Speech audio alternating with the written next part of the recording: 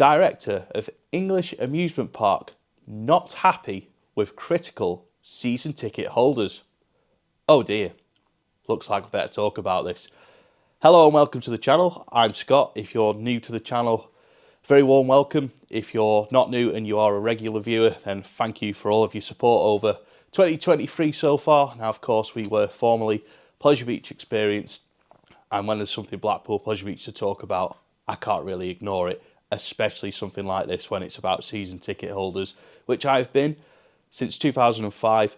So yeah, this is something that needs talking about. So what am I going on about here? So yesterday, Loopings.nl, a theme park reporter, amusement industry reporter, put out there an article basically about a podcast that Amanda Thompson, OBE of Blackpool Pleasure Beach, had done with a German podcaster, I believe, and it's called How to Freeze It Park. It's actually a really good podcast, and I will talk about that a little bit later on. But in the article, some of the comments really stood out for me as a Blackpool Pleasure Beach season pass holder. Now, I'm going to be reading from this, so I'm just going to be looking at this while I read out these very interesting quotes that caught my eye, and it was because of these that I thought, actually, I'm going to listen to the whole podcast, and then I'll share the podcast and the article on social media. So, the first one, these people go so often that they take everything for granted. They act as if they own part of the park. That's one of the quotes. Another one is that they compare us to Disney. So yeah, some interesting comments about season pass holders and just, I guess, regular visitors to Blackpool Pleasure Beach. Now, my first thought was when I saw it was, wow, that's interesting, because obviously Blackpool Pleasure Beach season pass holders, we are all very opinionated. We do like to give our opinions on anything at the park, whether it's peeling paint, whether it's train lights not working, whether it's rides closing an hour before the park closes, whether it's the park closing earlier than advertised, or we remember when this particular weekend was a 10 o'clock close, not a 5 o'clock close. We remember when the Wild Mouse was here. We remember when the big one ran on free trains. It could be any of those things that we talk about, literally that or anything else, because we as Blackpool Pleasure Beach season pass holders, we do like to have a moan. But any supporter of any business that they like, they're always the harshest critic, but they're always the biggest fan. Now, I'm a big football fan. I'm a Manchester United fan. I grew up seeing my football team win the lot. We saw everything. Champions League, Premier League, FA Cup, you name it, they won it. Manchester United are rubbish now. And I, as a fan, as a paying fan, I moan about that all the time. If you follow my personal Twitter, you'll see that I'm constantly moaning about Man United. Or other things, like moaning about Warner Brothers, for example. I'm forever moaning that they didn't bring out the final two Justice League films that Zack Snyder was going to do. Fans moan about the things they like.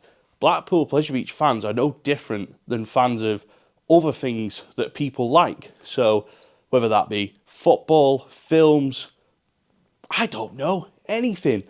Fans are always the harshest critics, and that is because they care.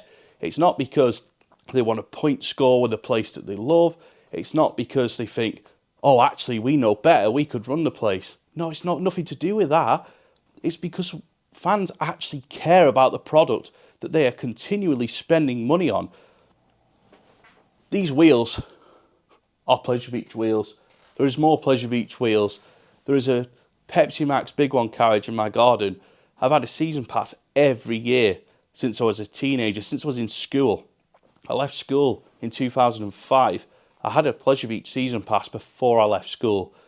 I was visiting Blackpool Pleasure Beach long before that. I was visiting with my parents in the 90s. I dread to think how much money I've spent on Blackpool Pleasure Beach.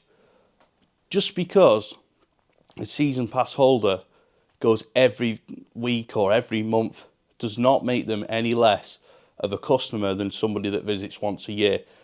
Blackpool Pleasure Beach season pass holders might put all of their money in at the start of the year or at the end of the current season for the next season, but we all spend a lot of money, especially when season passes have gone up by 40 quid. when merchandise is going up all the time, when it's a tenner to get a burger meal, we might not turn up and spend £50 on the day, but we still spend a lot of money. And I think Pleasure Beach fans are entitled to have a viewpoint, whether it is about train lights, whether it is about ride closures, ride capacity, opening times, this, that and the other. So rightly or wrongly, I think Blackpool Pleasure Beach fans are very outspoken about the park. We always have been.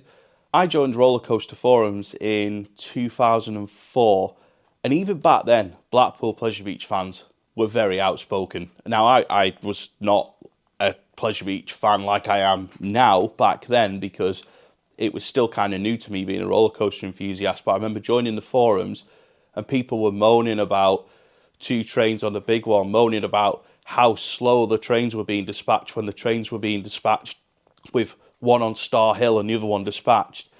People were moaning about things like that, and Blackpool Pleasure Beach is not what it used to be. It's not what it was in the 90s. Now, that was only like 4 or 5 years after the 90s.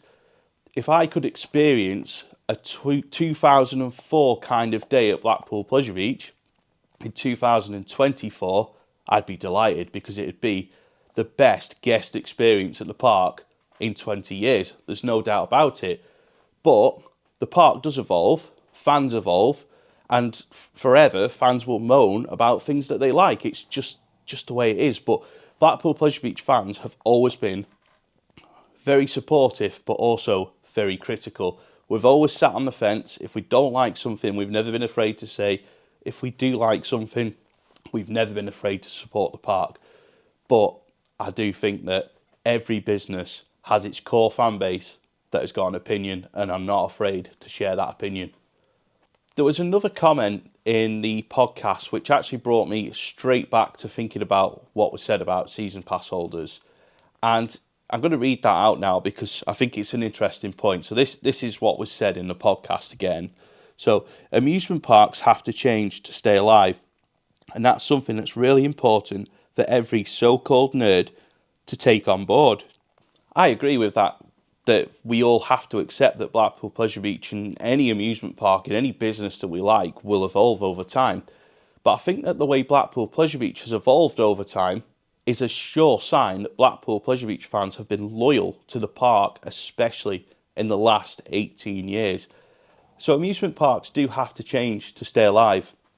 In my time as a season ticket holder at Blackpool Pleasure Beach, there has been a lot of changes at the park, some for the better, some for the worse. Now, I'm going to talk about some of the notable ones, and I'll let everybody watching decide if Pleasure Beach has evolved for better or for worse. I'll let everyone else have that discussion. So, in my 18 or so years as a Blackpool Pleasure Beach season pass holder, in that time, there has been 1 brand new roller coaster, there has been 1 relocated roller coaster brought in from a park that Blackpool Pleasure Beach also owned, which is of course Infusion from Pleasureland Southport after Pleasureland Southport had been closed. In that same time period, as a season ticket holder, there's also been some other notable changes in terms of ride removals and ride refurbs and ride replacements and so on. The order that I've wrote these down is not necessarily in the order that they happened, it was more so in the order that I remembered them. So I'm going to start off with the log flume. That was replaced with the relocated roller coaster Infusion. Spin Doctor removed 2006, no replacement. Turtle Chase removed around 2004, 2005, no replacement. The Whip was closed, I believe, at the end of the 2004 season and was eventually replaced in 2011, I want to say, by what was described as the Ferrari of Dodgems. The Water Chute, or Vikinga, which was basically behind Valhalla, which is now a maintenance area, that was closed in the 2000s. To be fair, I don't think anybody ever went on that anyway in the 90s, 2000s. I never saw anybody on it, to be fair. The monorail, 2012, closed, not been replaced by anything similar, and it's basically still there. Bits of it are anyway. There's some of the track that's been cut down and the cars have been sold on, but it was a really good transportation ride. That's never been replaced. Obviously, the Wild Mouse, that was removed at the end of 2017. Still people upset about that now. I do understand why. It was an incredible coaster. Not replaced. Trauma Towers, not replaced. Super Bowl, not replaced. Space Invader, not replaced.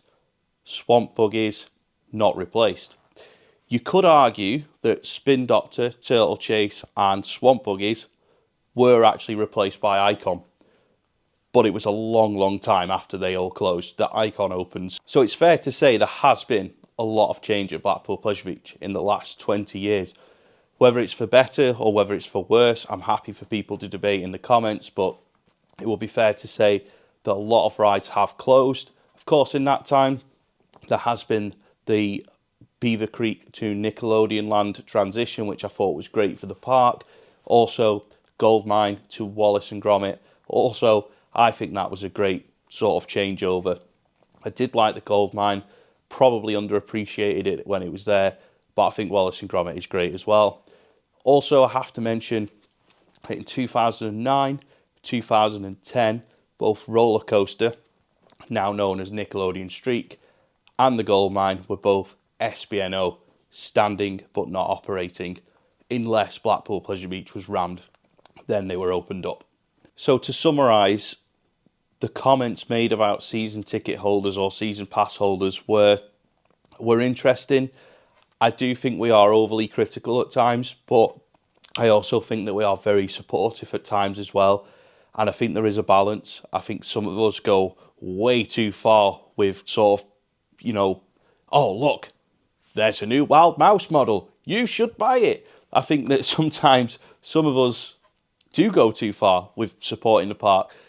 I see so many things about Pleasure Beach retail from people that don't work for Pleasure Beach posting, get 25% off, do this, do that, quick, you won't get it before it sells out. That, some people support the Pleasure Beach like that, whereas other people are extremely critical. Big One station's dirty, Big One cans need cleaning, this used to be on free trains. We all do it. We're all doing these things, whether it's over promotion, over complaining, somewhere in the middle. We've all had our moments. We've all been too critical. We've all been too favourable, and we've all sat on the fence. So at the end of the day, all businesses have their loyal fans. All businesses have their loyal fans who want to moan, but also want to celebrate the business that they are supporting. So do I think the comments should have been made about pass holders? No. Do I think they're entirely wrong? No. I think there's no issue with thinking it, but maybe just don't put it in a public podcast where we're all going to find it. But I don't know. Maybe they were justified comments.